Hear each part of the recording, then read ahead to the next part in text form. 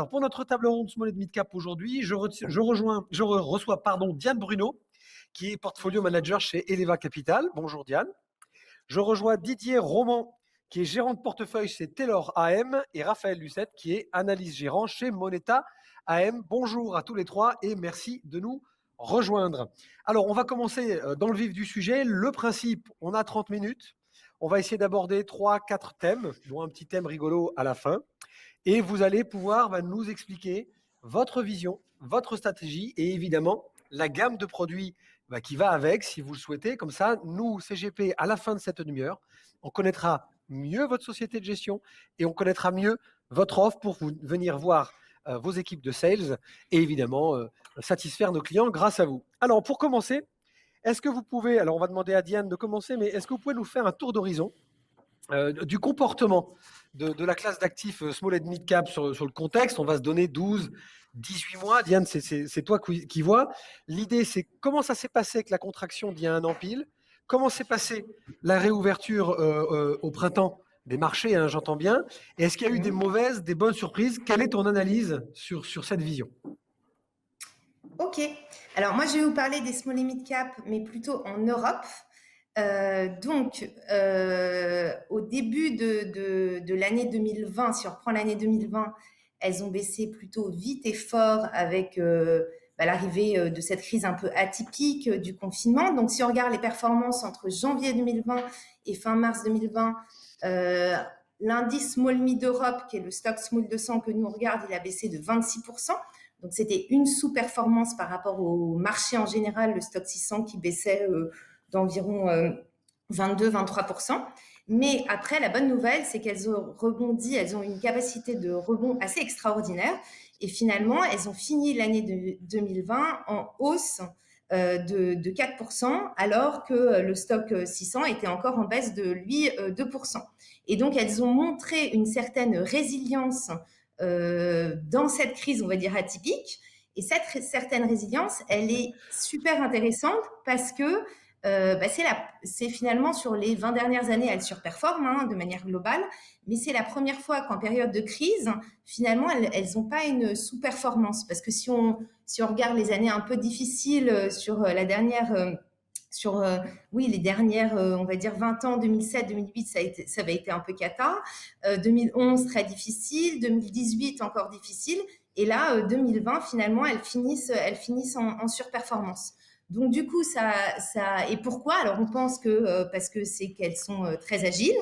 Voilà. Leur agilité finalement leur a permis de avoir une certaine capacité de résilience au début de la crise et de bien rebondir.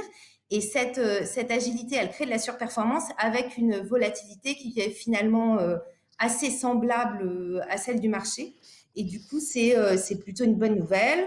Ça s'est traduit par des flux qui n'ont pas été si négatifs que ça tout au long de l'année 2020 sur les différentes stratégies small mid. Et 2021 démarre bien puisqu'elles sont en hausse de quasiment 7% depuis le début de l'année et c'est un tout petit peu au-delà de la performance du marché. Merci Diane. Donc ça veut dire quoi? Ça veut dire que, et Raphaël, je pense, va pouvoir prendre le relais sur ce sujet. Ça veut dire que finalement, cette classe d'actifs qui, quand il y a comme ça on va dire des gros coups de souffle sur les marchés, pour des raisons diverses et variées, la taille des entreprises, peut-être moins de liquidité, etc., a moins souffert. Tu as ce constat aussi, Raphaël, n'a pas souffert comme ça peut être le cas lorsqu'il y a des grands mouvements négatifs? Alors la sur- et la sous-performance des small mid versus les larges, c'est toujours assez cyclique. Et il faut rappeler qu'on sortait de 2 années 2018-2019 où les small avaient sous-performé les larges de 30 points, 30 points en cumulé. Et donc c'était quand même une sous-performance forte. Et c'est vrai qu'en 2020, il y a eu un tournant puisqu'il y a eu une surperformance des petites de 15 points. Et surperformance, Diane vient de le rappeler, qui continue en 2021. Alors nous, on pense que ça va continuer pour plusieurs raisons. La première, c'est que c'est vrai qu'on avait depuis 10 ans un marché haussier un peu peureux, un peu à reculons. Les gens s'exposaient aux actions mais sans vraiment y croire. Et là, on a quand même un peu la sensation que le marché est un peu plus optimiste, qu'on sent revenir la croissance, Et quand on est un peu plus prêt à prendre du risque, on cherche un peu moins de liquidité. Donc quand on a peur, on se met sur des large caps liquides de qualité. Et puis quand on est un peu plus prêt à prendre du risque, on se dit ah bah tiens finalement les small c'est un peu plus dynamique, alors ça peut être un peu moins sage. Et là c'est ce qu'on sent. Et typiquement on a un graphique qui nous permet de suivre les flux de collecte sur les fonds small et mid. Je ne sais pas s'il passe à l'écran ou pas. Voilà, très bien. Ouais, il est là, il est là. Ce que vous voyez ici, c'est les petits histogrammes verts. En fait, c'est de la collecte positive, hein, c'est-à-dire que les fonds ouverts Small Mid France collectent, et les petits rectangles rouges, c'est de la décollecte. On voit que c'est assez cyclique, c'est-à-dire que c'est pas un jour vous allez prendre du risque, vous collectez, le lendemain vous avez peur, vous décollectez, donc ça met du temps, hein, c'est lié à votre aversion au risque ou attrait pour le risque, et donc c'est en fonction des nouvelles, et donc c'est assez cyclique, classiquement ça dure entre 6 et 24 mois quand un mouvement se lance. Et donc on voit finalement qu'il y avait eu 2015-2017 deux très belles années de collecte, et on avait vu, c'est la ligne bleue en fait, hein, une prime des petites valeurs sur les grandes en termes de valorisation. Toute cette collecte a été complètement enlevée dans les années 2018-2019. Et donc la nouveauté qu'on voit depuis fin 2020, c'est les deux petites barres que vous voyez tout à droite, c'est que la collecte revient sur les small mid. Et donc nous, on pense que ce mouvement de collecte, il va durer encore au moins 6 à 24 mois, parce qu'historiquement, ce sont des phases un peu longues. Et donc ça aide les valorisations relatives des small mid. Et donc on pense qu'on n'est qu'au début. Ça, c'est pour les investisseurs externes financiers. Et très rapidement, il y a aussi quand même des flux, des insiders, des opérationnels qui viennent bien reprendre. En 2020, il y a eu le Covid. Les entreprises ont dû gérer l'opérationnel, comment travailler, télétravail, comment garder le contact avec leurs clients. Aujourd'hui, tout ça est en place. Les taux d'intérêt restent très bas. La liquidité reste abondante. Et donc, les entreprises vont pouvoir se reconcentrer à nouveau sur la croissance. Et qui dit croissance dans un monde avec faible croissance, dit fusion-acquisition. Et là, classiquement, les small mid sont un terrain de jeu intéressant. Soit elles sont rachetées par des plus gros acteurs, soit, ce qu'on a déjà vu, il y a également des managements en place qui retirent les sociétés de la cote, parfois avec des acteurs du private equity qui ont des fortes liquidités. Et donc, on a vu en fin d'année dernière de nombreuses opérations sur Tessie, Devoti, Mille Merci, Amplitude Chirurgicale, Microwave Vision, voilà, qui sont des petites boîtes où finalement les managements se disent on retire de la cote parce que l'argent n'est pas cher. Et donc tout ça fait que la classe small mid devrait rester porteuse. Super, merci beaucoup Raphaël, c'était très clair. Didier, ton point de vue sur ce qui vient d'être dit, parce que je sens arriver la conclusion de cette première partie qui est qu'il faut y aller. Est-ce que c'est ce que tu partages également ? Et écoute, quand on regarde ce qui se passe historiquement sur les marchés, nous on a fait un petit graphique qui présente un peu une stratégie d'allocataire. Quand on regarde le comportement des classes d'actifs, on se rend compte que quand le momentum économique se dégrade, ce qui était le cas en 2018 et en début d'année, il y a une attitude naturelle à une réduction du risque. Donc, on va vers plutôt des valeurs défensives et des larges capitalisations. Après, naturellement, dans la phase du cycle, les politiques monétaires prennent le relais pour essayer de relancer la machine. Et donc là, on prend des valeurs un peu plus offensives. Et puis, on prend plutôt des mid. Et puis, on va plutôt vers les zones qui sont à croissance économique un peu plus incertaine, notamment l'Europe. Et puis, finalement, les politiques monétaires, voire budgétaires, les efforts portent leurs fruits, et donc on a des valorisations de marché qui s'améliorent, et puis naturellement un appétit pour le risque qui revient, et donc là on va naturellement vers des valeurs cycliques et des petites capitalisations boursières. Tout ça est assez logique, normal, c'est ce qu'on constate depuis la nuit des temps. Et puis à ce stade, ce qu'on constate aussi, c'est que naturellement, on l'a rappelé, elle surperforme, mais traditionnellement, elle se paie plus cher que les grandes capitalisations boursières. Et ce n'est pas encore le cas. Aujourd'hui, elle se paie des valorisations, ça dépend quel multiple on prend, quel ratio on prend, mais elles sont à peu près en ligne avec les grandes, alors qu'elles ont traditionnellement des primes de valorisation de 15 à 20%. Et puis, dans la dynamique de révision des résultats, c'est vrai que c'est peut-être parce qu'elles sont plus lisibles, mais on a une dynamique qui est un peu plus positive que sur les grandes. Et donc, naturellement, la classe d'actifs devrait continuer de bien performer.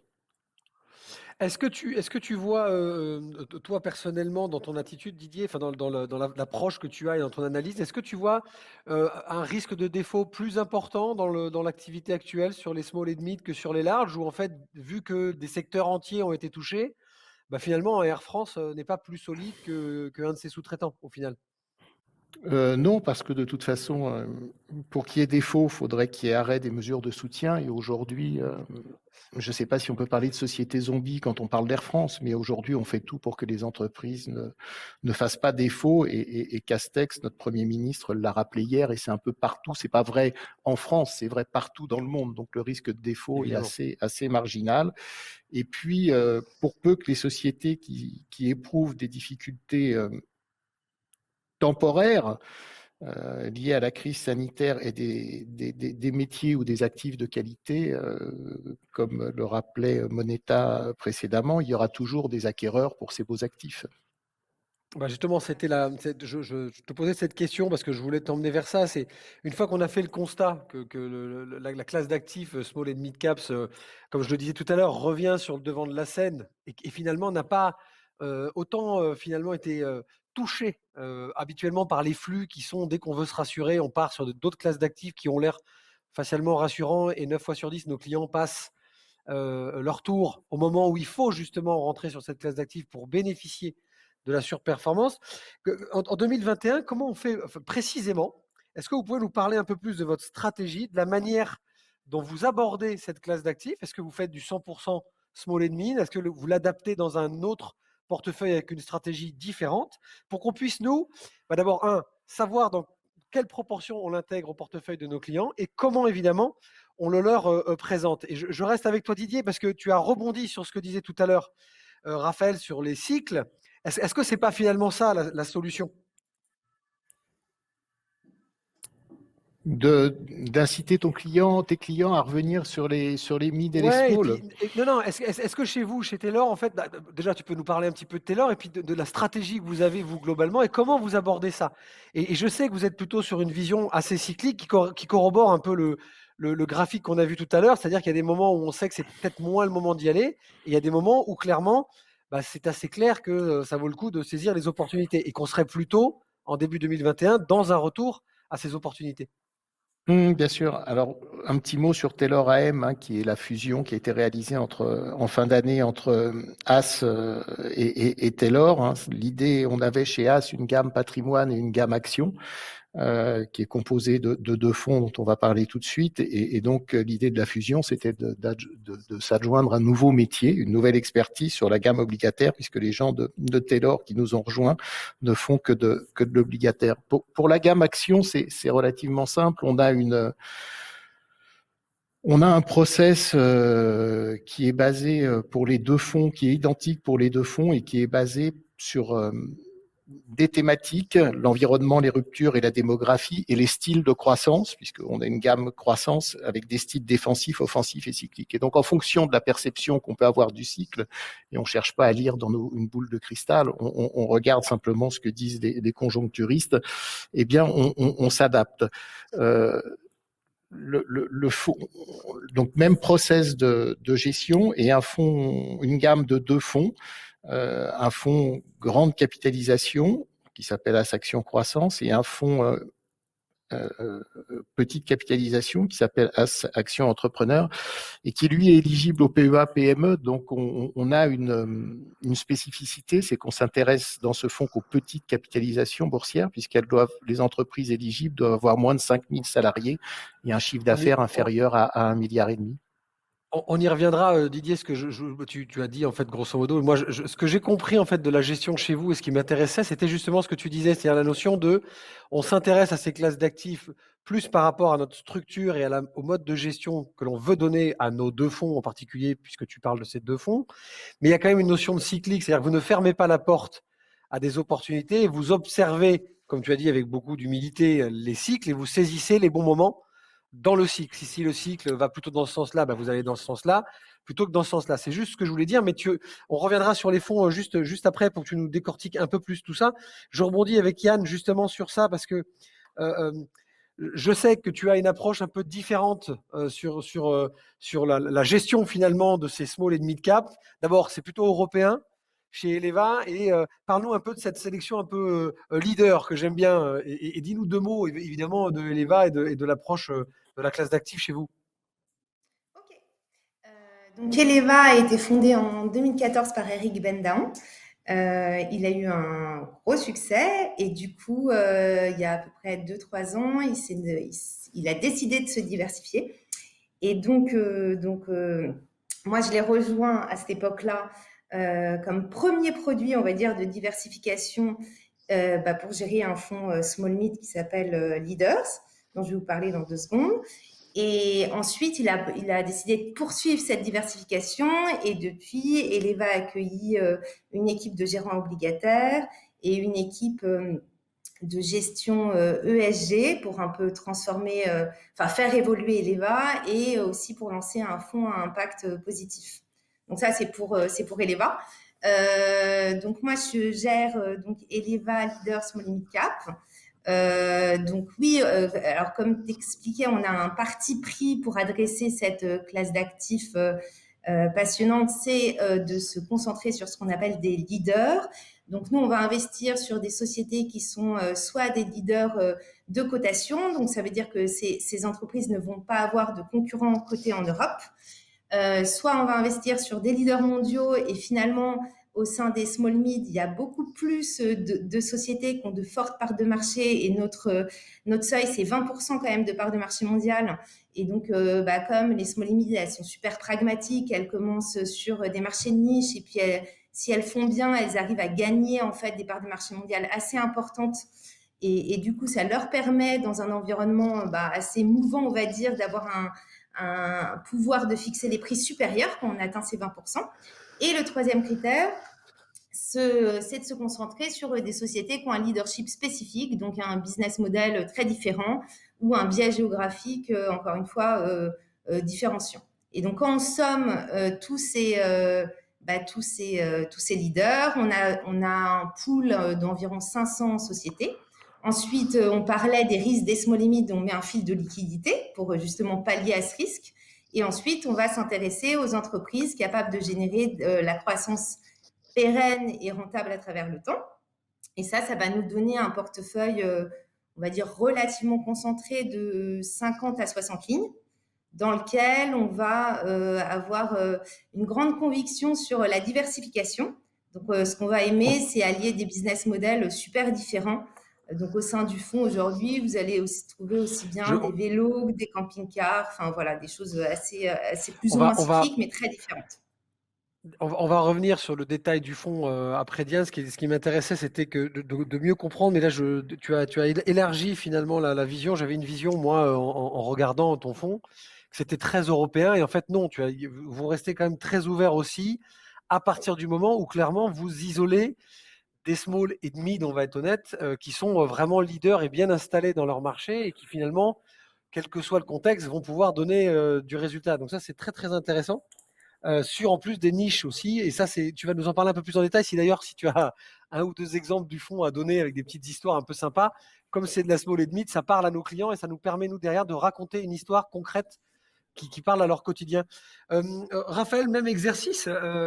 Alors, je sais, parce qu'on a échangé, évidemment, pour préparer cette table ronde, que vous avez une approche plus élargie. Est-ce que tu peux nous en dire 2 mots et voir comment vous avez intégré le small et mid cap chez Moneta?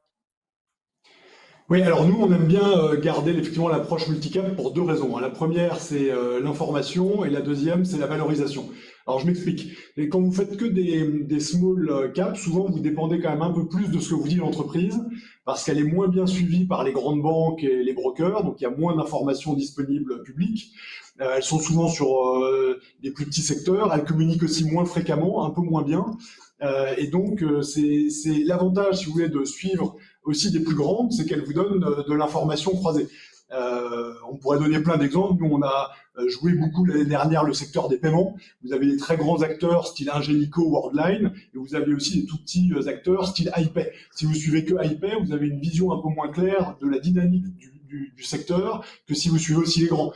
Ou alors typiquement les grands constructeurs automobiles, souvent des assez grandes sociétés, alors que les fournisseurs et des forestiers à Valeo, c'est plutôt des plus petites entreprises, alors que des BMW, Renault, Peugeot, c'est plus gros. Si vous suivez les petites et les grandes, vous avez l'information que les deux vous donnent, ça vous permet de mieux comprendre la dynamique de marché et où sont les avantages et la croissance et les profits à venir.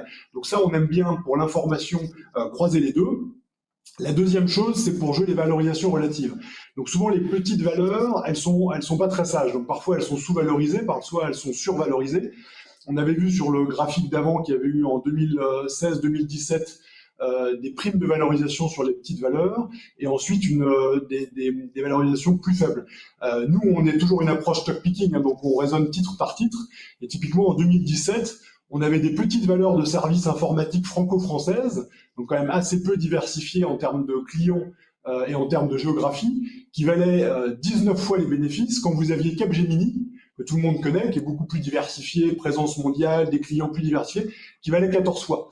Donc ça, pour nous, c'est un peu des signes de se dire, OK, il y a eu des flux entrants sur les small mid, les fonds small mid, qu'est-ce qu'ils doivent faire? Investir dans des small mid, donc ils achètent les small mid, même si elles sont devenues plus chères que les plus larges, qui sont plus liquides et plus diversifiées, moins risquées.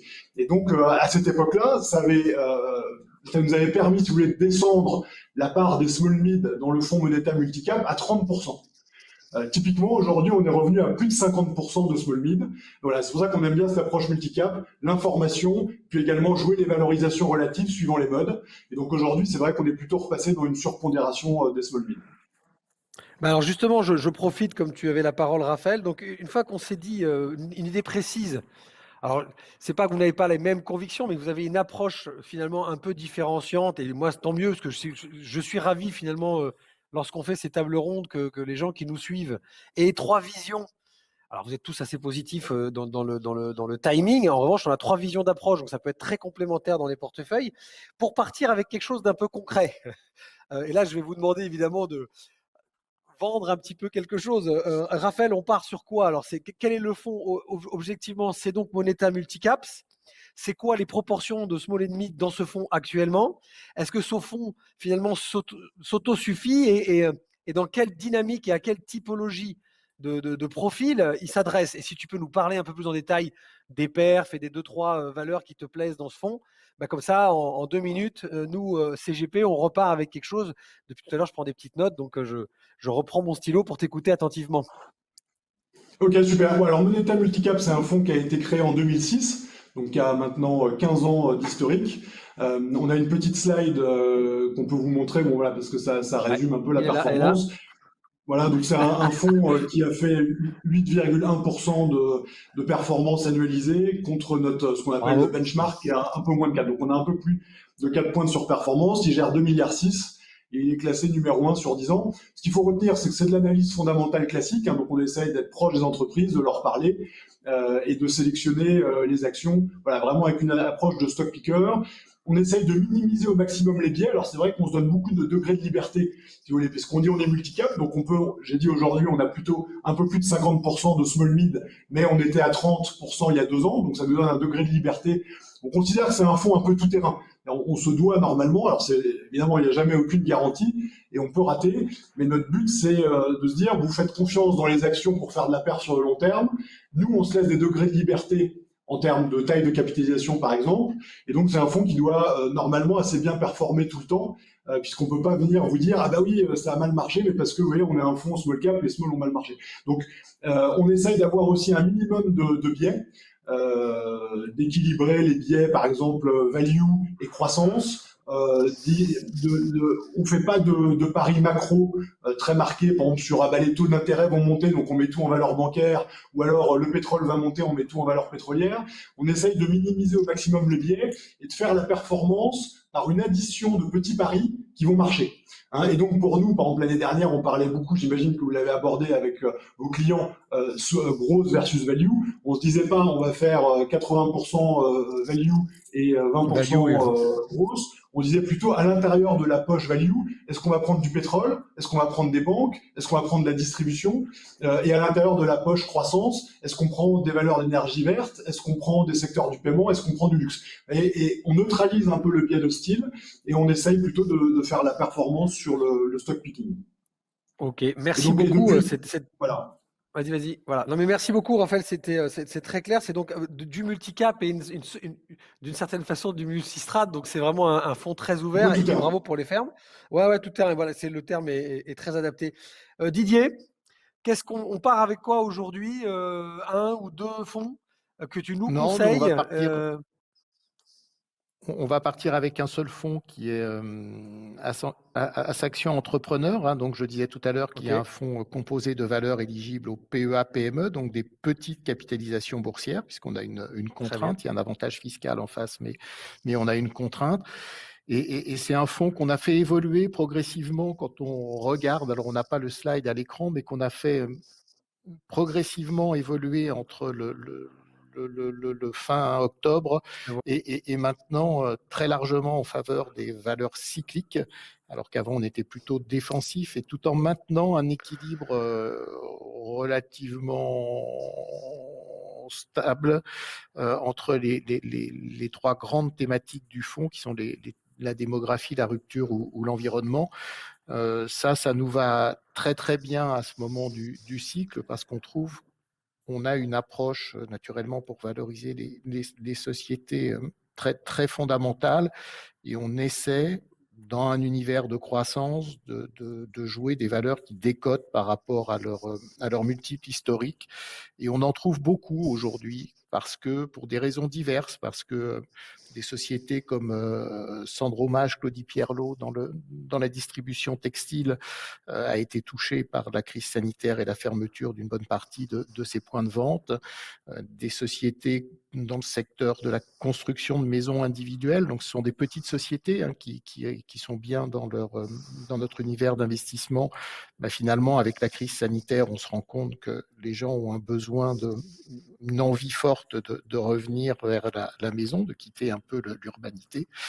Et puis des sociétés comme De Richebourg, qui sont des sociétés qui recyclent les ferrailles, et donc qui, avec 2 opérations de croissance externe, changent de taille dans un secteur qui nous paraît promis à un bel avenir, qui est celui de l'environnement. Les performances du fonds, voilà, ça c'est quelques exemples, et donc on a fait ces arbitrages au profit de secteurs plutôt défensifs, secteur de la santé. On avait des EHPAD, des maisons qui géraient les EHPAD qu'on avait vendus, et notamment. Et puis naturellement, je le disais tout à l'heure, et pour reprendre ce que disait la personne de Raphaël de Moneta, c'est que comme on a 2 fonds qui ont le même process de gestion, quand on constate des tendances sectorielles fortes sur un secteur, on couple aussi ce que peuvent nous dire les grandes valeurs, ou ce qu'on peut lire sur les grandes valeurs, avec ce qu'on peut trouver sur les petites. Ok, super, merci beaucoup. Vas-y, elle a fini par la perf, Didier, quand même, ça m'intéresse. Non, la perf du fonds, la perf du fonds, le fonds a été lancé en juillet 2018, donc on a eu un début un peu difficile.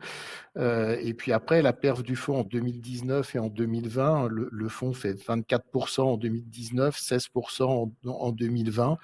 Donc on surperforme notre indice de référence. On est un tout petit peu en retard depuis le début de l'année, mais ça ne nous inquiète pas trop. Eh ben, parfait. Merci Didier, c'était complet, avec des belles perfs aussi qui sont toujours intéressantes à avoir dans le coin de la tête. Diane, Eleva Leader Small and Mid Cap Europe, j'imagine que c'est ce qu'on défend. Tu avais commencé à le faire, donc je te redonne la parole pour finir la présentation et de la stratégie et du fonds. Ok, donc je continue. Non, le fonds a donc 2 ans d'existence chez Eleva, un peu plus puisque la méthode existe depuis 11 ans avec un beau track. Si on reprend l'année 2020, le fonds a fini en hausse de 16% contre un indice à plus 4. Donc on reste, mais je pense que c'était l'objet de la table ronde, tous super convaincus de la classe d'actifs. Ce fonds-là, peut-être par rapport à ce que Didier décrivait, il a une CAPI quand même médiane qui est plus élevée. Hein. C'est un fonds PEA, mais pas PEA-PME. Donc, on parle de sociétés plus grosses quand même, puisque la capitale médiane du fonds, elle est autour de 4 à 5 milliards. Donc, c'est des sociétés small mid au niveau européen, mais plutôt mid dans l'univers absolu. On a plutôt un biais croissance.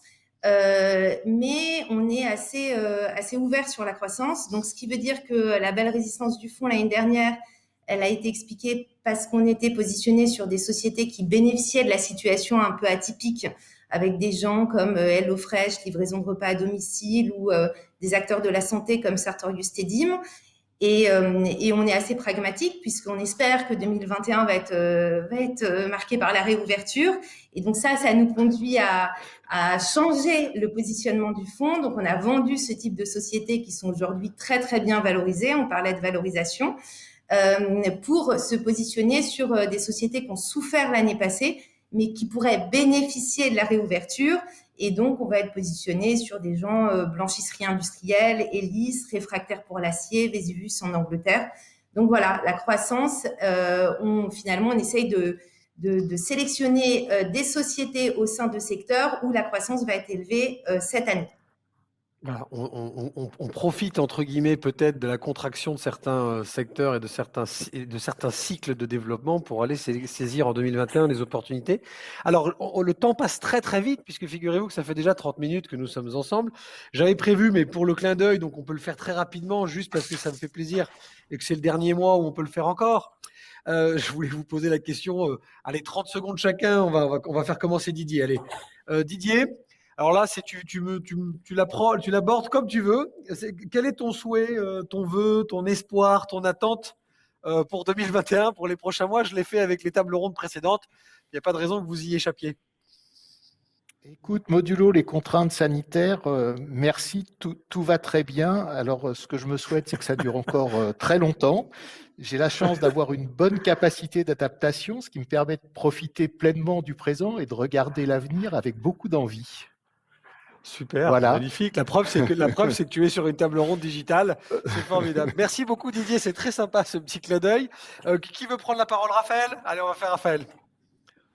Non, moi je vais le faire en une seconde, ça va être très simple. Nous, on souhaite de la perf. Comme ça, on a trouvé que c'était le meilleur moyen d'être content nous-mêmes et d'avoir des clients heureux. Et comme ça, tout le monde est content. C'est simple, c'est la même recette chaque année, mais elle n'est pas garantie et elle est dure à obtenir. Mais on la souhaite quand même. Bon, super, de l'optimisme, ça va dans le bon sens. Diane, pour terminer, ça sera le mot de la fin. Attention, allez, je vais 30 secondes. Je vais être hyper terre à terre. On va se souhaiter la santé et puis un souhait fou, un spritz en terrasse à 21h. Un truc voilà, fou, il y en a quand même un qui a osé. Il y en a quand même un qui a osé, super. Merci beaucoup. Merci à tous les trois. D'abord, hyper intéressant parce que moi, j'étais très intéressé par vos avis.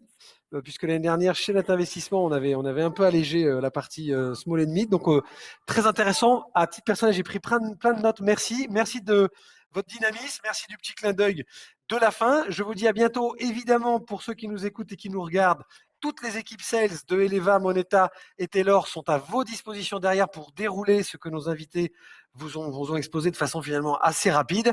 Je vous dis à très bientôt et on passe dans une minute à la deuxième table ronde sur les produits structurés. À tout de suite.